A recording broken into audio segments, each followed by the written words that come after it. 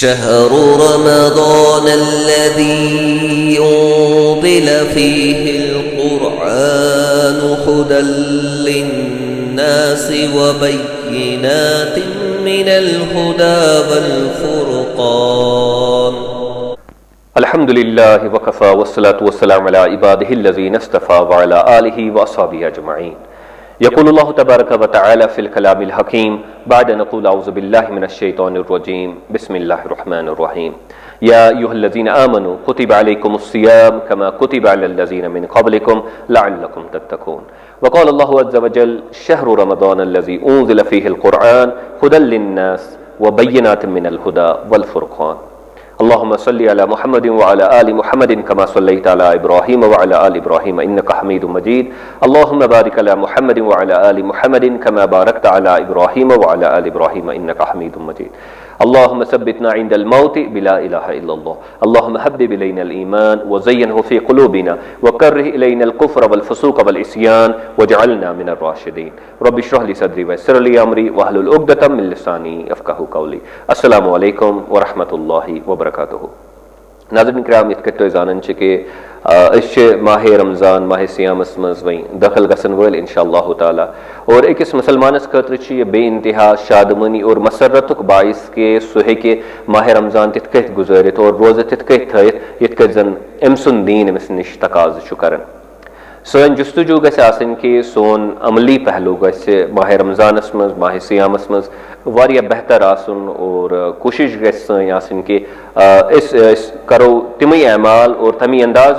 गुजारो इस माह रमज़ान यिथ कत जन अस निश तकाज़ आमद करन। मगर यह तेल मुमकिन यम सात इस माह रमज़ानस मुतल्लिक यम जन अहकामात छ या सियामस मुतल्लिक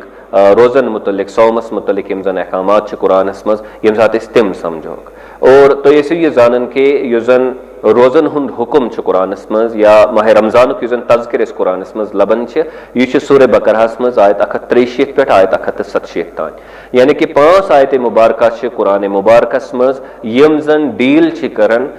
रोज़न हुंद मजमून और माह रमज़ानुक मजमून।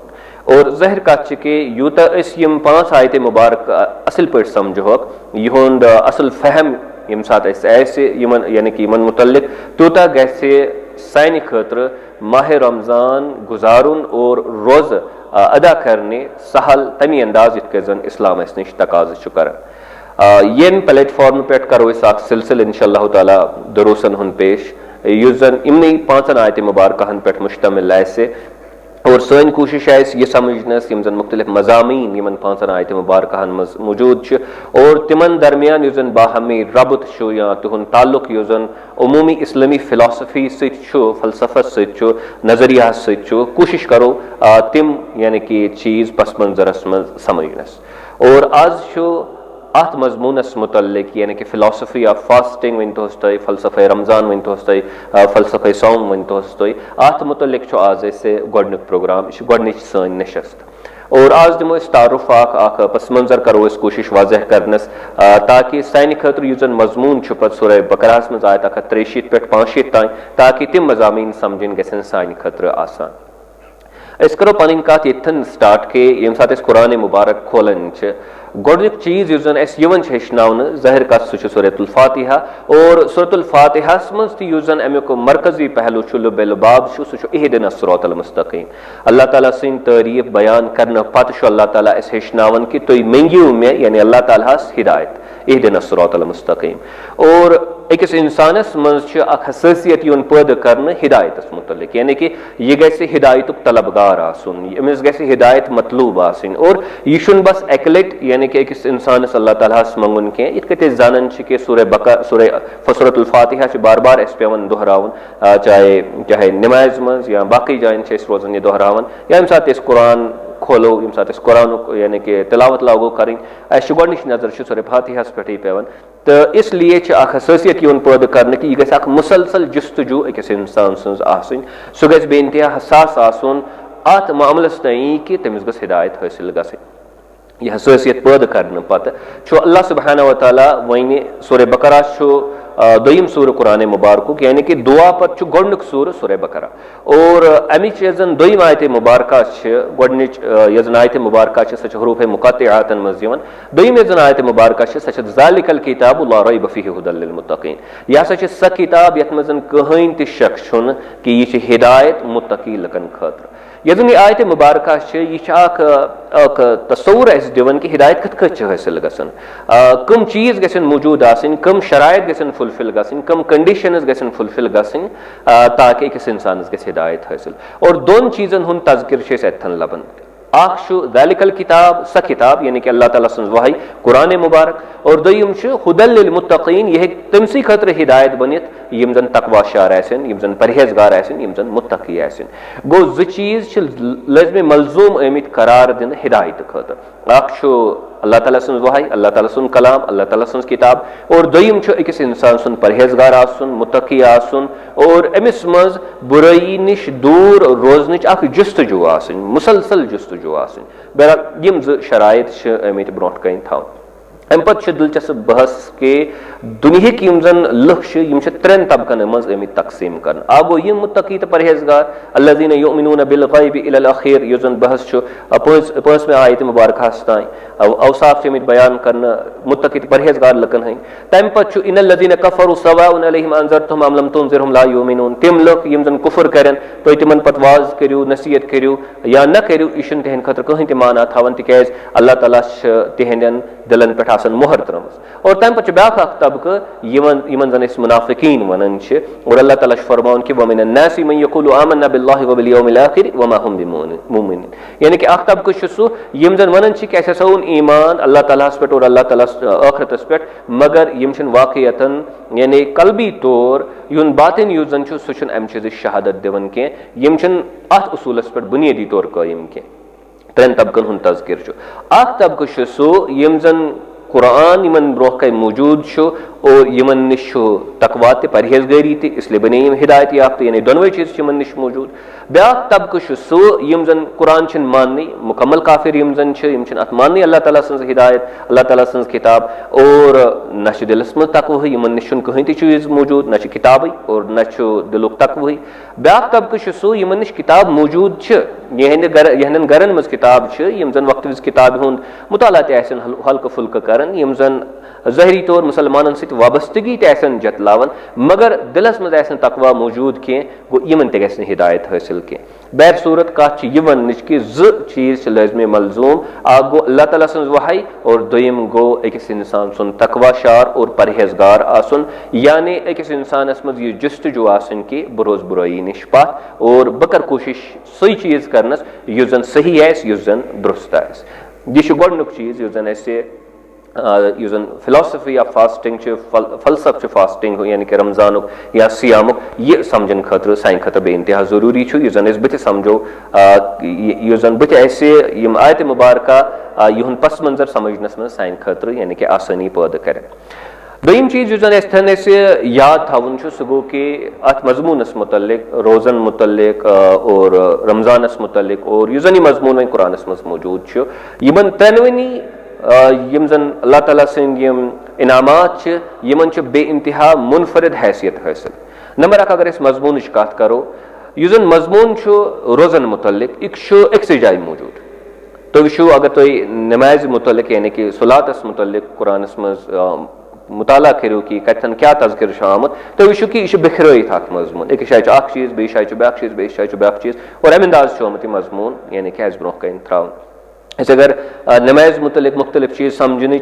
जस्तजू अकिस सूरस मज चीज लबो बे सूरस मज ब्या चीज बेस आयतस मज ब्या चीज इत कट लबन कुरानस मज नमाज हुंद तज़किर अगर ज़कातुक तज़किर वुचो तथ मज तह मामल मान लीजिए सूरह तौबाहस मज आयत 3 मज अल्लाह ताला फरमान कि तुम रटू यमन ज़कात यानी यह फर्ज कर कि अख मुसलमान समाज युस जन तिम गन ज़कात जमा कर तम पे सूरह तौबाहस मज आयत 66 मज अल्लाह ताला फरमान कि यह कत करो तुम यानी कि खारिज और पे ज़कात कुरानस मुतलिक बेहद वारिया चीज यम जन बाकिन शायन कुरानस मज मौजूद छ गर्ज यह वन्नुक कि यह जन ज़कातुक मजमून छ यह मुख्तलिफ शायन कुरानस मज लबन या हजुक यह जन मजमून छ यह कुरानस मज मुख्तलिफ शायन लबन मगर यह जन सौमुक मजमून छ या यह जन रमजानुक मजमून छ यह कुरानस मज एक जाय लबन और तफसील सान छ यानी कि कुरानस मज मौजूद आयत 163 पे आयत 167 ताई सूरह बकरास मज इसलिए शायद बड़ अक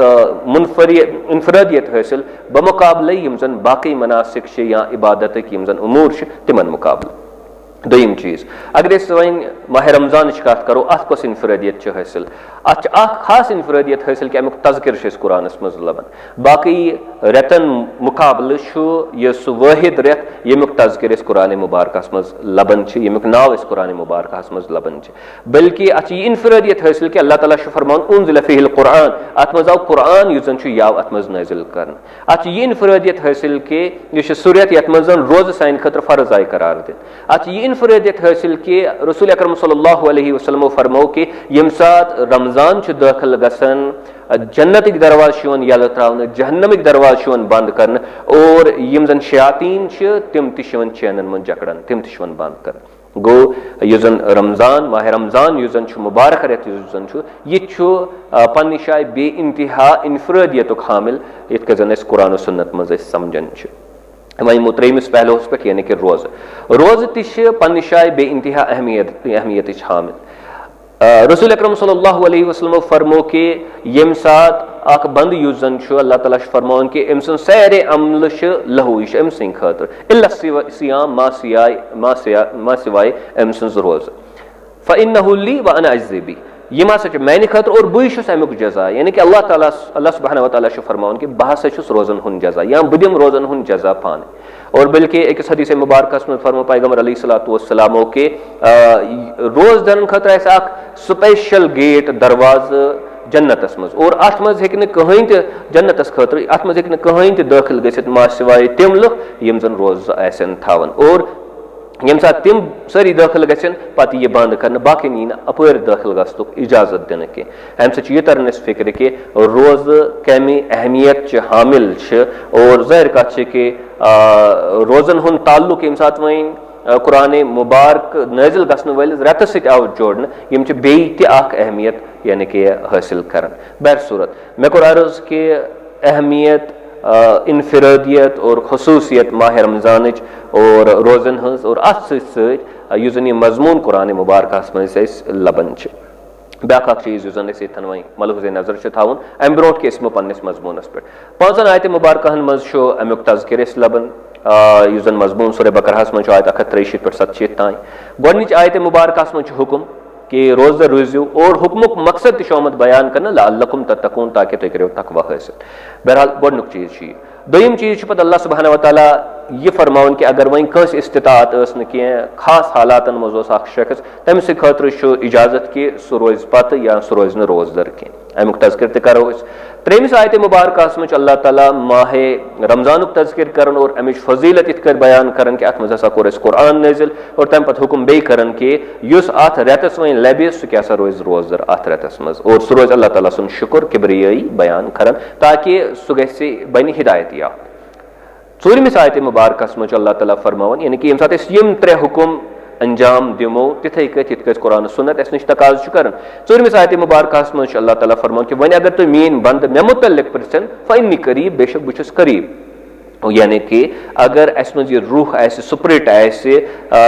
रोज थावनुक और रमजान गुजारनुक युजन कुरानस मज मौजूद तेल इंसान बंद अत मुकामस तान वातन कि वइज़ा सअलक इबादी अन्नी फ़इन्नी करीब बह तमिस तेल बे इंतहा करीब उजीबु दाअवत दाई इज़ा दअन यम सात यह बंद मे पुकार मे नाद दी मे दुआ मांगे बह सह तम सस दुआस जवाब दिवन यानी कि इंसान यीटिस बड़िस अकिस मनसबस पे फायज गसन खुसूसन यम सात यह रोज थाय माह रमजान गुजार तिथे कथ जन कुरान सुन्नत अमिस यानी कि वन और लास्ट जन आयत मुबारक तथ मज यह आमुत वन कि रोज कत थावन कत पे कोत तान कमो चीजों नश पाथ रोजन कम चीज हेक्यू तुम इस्तेमाल कर मान लीजिए और तम पत अगर तुम एतिकाफ हसियो कर तमिक मामलात थोड़ा बहुत अमिक बयान कर वनस कि युस जन वन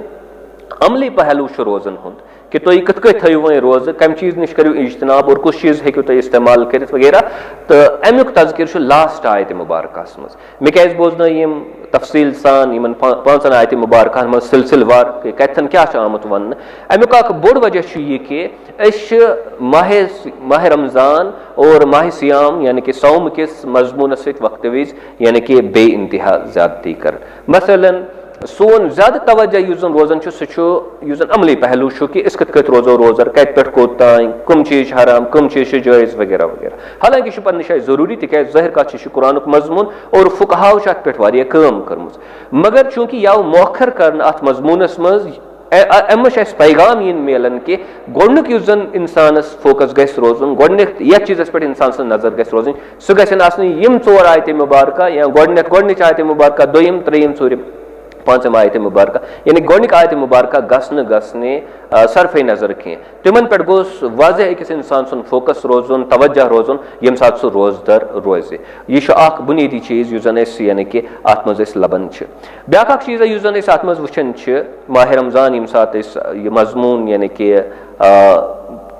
ज़ेर बहस शनन सह गो यह कि युस जन अमुक मादी पहलू सह ज्यादा उजागर कर और युस जन अमुक रूहानी पहलू तथ पे तीजा ज्यादा कम गसन कह। यानी कि इंसान गसे अत लायक कि सह गसे रूहानी तौर तैयार माह रमज़ान तिथे कत गुजारनस और रोज़ तिथे कत थावनस इत कत जन इस्लाम अमिस तकाज कर। तो पै कि अल्लाह ताला कुरानस मज फरमावन कि अल्लाह ताला निश वातन न खून तो नमाज कुर्बानी हुन बल्कि अल्लाह ताला निश तुहद तकवा वातन। अल्लाह ताला तुहदिस तकवास वचन यानी कि बुनियादी युस लुब लुबाब सह अकिस इंसान सुन तकवा सह अकिस इंसान सुन बातिन सह अकिस इंसान सुन नीयत तम सुन इंटेंशन अकिस इंसान सुन तसव्वुर कि यह कस अमल वनकस कर अमिस क्या सेंस अमे अमल हुन बुनियादी चीज सह। मगर यह वक्त विज यानी कि अत तीजा ज्यादा अहमियत मिलान कि यीजा ज्यादा अहमियत मिलान युस जन मादी पहलू यानी कि माह रमज़ानुक या रोजन इथे कत अक्सर सोन रिश्त यम सात जोड़न यानी कि रमजान सह रोजन हुन रिश्त यानी कि वन कि माह रमजानस मज रोज थावन ठीक यह पोज पन्ने जाए अत मज कहीं यानी कि एतराज हेक अत मज कह। मगर एट द सेम टाइम यम सात रमजानुक तज़किर कुरान मुबारक मज वुचन रमजान मुबारक युस जन उन्ज़िल फीहिल कुरान वन अल्लाह ताला फरमान कि अत मज आव कुरान नाजिल कर यानी कि रिलेशनशिप ये जन गोडनेथ माह रमजानस सह कुरानस और चूंकि अत कुरान सहित रिलेशनशिप इसलिए आव अथ रेतस मज अस वन कि तुम रोजो सा रोजदार यानी कि सिलसिल समझुन गोड माह रमज़ान युस जन अत मज कुरान नाजिल गसन और यह वजह बनन कि अल्लाह ताला फरमावन कि चूंकि तुम मिले हिदायत एक्सटर्नल यन गाइडेंस सह मिले तो इसलिए अत मज पज तुम रोज दर रोजन यह बेहतरीन मौका तुहद खतर रोज दर रोजनस। अगर वे सोन रिश्त कुरान सहित गो न कायम कि माह रमज़ानस मज और अस थव ज़ाहरी तौर रोज थाय ज़ाहिर कत अत मज बे इंतहा बड़ कमजोरी तेल वारिद सपदन यानी कि मौजूद रोजन। सह गो यह कि युस जन अवल रिश्त गो छूट अस नश सह पे अस नश और युस जन दोयम रिश्त वन सह कायम कर कोशिश कर युस जन मनतकी तौर लॉजिकली वनो कि युस जन सही सिलसिल कह अस समझुन कि माह रमज़ान युस जन तमुक ताल्लुक गोडनेथ कुरान सहित तम पे अमुक ताल्लुक सान यानी कि रोजन सहित ब्या मामल युस जन समझन अतन जरूरत। ब्या चीज युस जन अतन मलूज नजर थावन सह गो यह कि माह रमज़ान युस जन यह इम्तिहानुक रेत अमे एतबार कह कि अत मज सख्ती मुश्किल यह जरूरी कह कि हर इंसान खतर मुश्किल रोज थावनी या हर मौसमस मज मुश्किल रोज थावनी या हर खतस मज रोज मुश्किल थावनी। हाँ तिम तन मौके ये मज सेहत शायद तूत सपोर्ट कर कि सान खतर गस मुश्किल या दो तीत्या बड़ अस जवानस तस मुश्किल गसन असल सेहतस मज तमिस तस मुश्किल गसन या इलाका तुथ कि यथन जन मुश्किल गसन। मगर बुनियादी युस जन माह रमज़ान और सौमुक रोजन हुन मकसद सह इंसान युस जन यह गोस प्यूरिफाई गसन अमिस मज गोस तब्दीली इन यह गोस रिफॉर्म गसन अमिस युस जन बातिन यह गोस रिफ्रेश गसन यह गोस नो बनन वन यह गोस अम सन युस रिश्त कुरान मुबारक सह गोस बे इस्तेवाल सह गोस बे कायम गसन और अल्लाह ताला सहित युस रिश्त सह गोस बे कायम गसन। यानी कि माह रमज़ान युस जन यह ट्रेनिंग हुंद आखिरत यह पन्निस पानस में सुधार करनुक आखिरत यह तकलीफुक आखिरत कह यह ट्रायल खुदा रचिन सख्ती कायम करने खतर यानी कि सख्ती पैदा करने खतर आमुत बनावन के बहरहाल यह चीज़ मलहूज़ नज़र थावन के ब्याक चीज़ जन खास तौर पर मलहूज़ नज़र थावन माह रमज़ानस मुतलिक सह गो कि माह रमज़ानस मज चूँकि यम जन बुनियादी मज़ामीन तम कुरानस मज मौजूद और यह जन अकिस इंसानस इम्प्रेशन गस आसन माह रमज़ान और रोज़न हुन सह कुरान पे हासिल कर मगर अक्सर क्या गन सैनिस समाजस मज शाक इख्तिलाफ मुख्तलिफ तबकन दरमियान कि तरावी कस रकाज यानी कि यन अदा कर वन कह यन अदा कर ब्याक वन वो यन अदा कर बहरहाल पन्न शाह हेक इल्मी बहस जन सह हेक इंसान कर मगर यह जन इख्तिलाफ यह हेक मरकजी हैसियत हासिल कर माह रमज़ानस मज कि यह कुरान सुन्नत किस उसूलस खिलाफ तिकाज कुरान सुन्नत क्या बुनियादी मज़ामीन दिवन युन ताल्लुक माह रमज़ानस सु कुरान सुन्नत यह वन कह कि गोडनेथ करो तुम सेटल तरावी कह किन तरावी 20 या 23 कुरान सुन्नत यह वन कि गोड समझो तुम कि माह रमज़ान मकसद क्या लअल्लकुम तत्तकून पत वुचो तुम इस्तिस्नात क्या अत मज पत वुचो तुम यह कूत मुबारक रेत कि कुरान अत मज आमुत नाजिल कर और तुम रिश्त यु जन सह कुरान सत कायम गसन यह गस अत हदस तान कायम गसन कि तुम गस कुर्बत अल्लाह ताला सद हासिल गसन और तम पच वही अमली पहलू यम जन तथ मज तरावी हूं डायरेक्ट तज़किर कुरान मुबारक मज कह बहर सूरत वन कह कि बहस गस अत पे गन अत पे हेको न वक्त विज इख्तिलाफ कर मगर यथ चीज़स पे लाजमन एतराज़ कि यह बन मरकजी बहस सान मज़ामीन हुन सान तकारीरन हुन सान मसाजिदन हुन कि माह रमज़ान तरावीयन हुन तादाद क्या कि जन सारी जान दनवनी तरफन लुक तम जान कि यह हसा नवाफिलन मज मंदूब अमलन मज यह लाजिम कह यह फ़र्ज नमाज यह कह बहर सूरत यम कह बुनियादी गुजारिशात इब्तिदाहस मज आज पेश कर माह रमज़ान किस मजमूनस मुतल्लिक और रोज़न हंदिस मजमूनस मुतल्लिक यिथ कन कुरान मुबारकस मज लबन इंशाअल्लाह ताला इन वालन दुरुसन मज करो इस कोशिश यह सिलसिलवार यह मजमून समझनस सूरह बकरहस मज आयत 163 पे इंशाअल्लाह ताला आयत 167 तान इंशाअल्लाह में उम्मीद कि तो सारी रुजू जुड़ित अक़ूलु हाज़ा अस्तग़फिरुल्लाह ली व लकुम शहरु रमज़ान अल्लज़ी उन्ज़िल फ़ीहिल क़ुरआनु हुदल लिन्नासि व बय्यिनातिन मिनल हुदा वल फ़ुरक़ान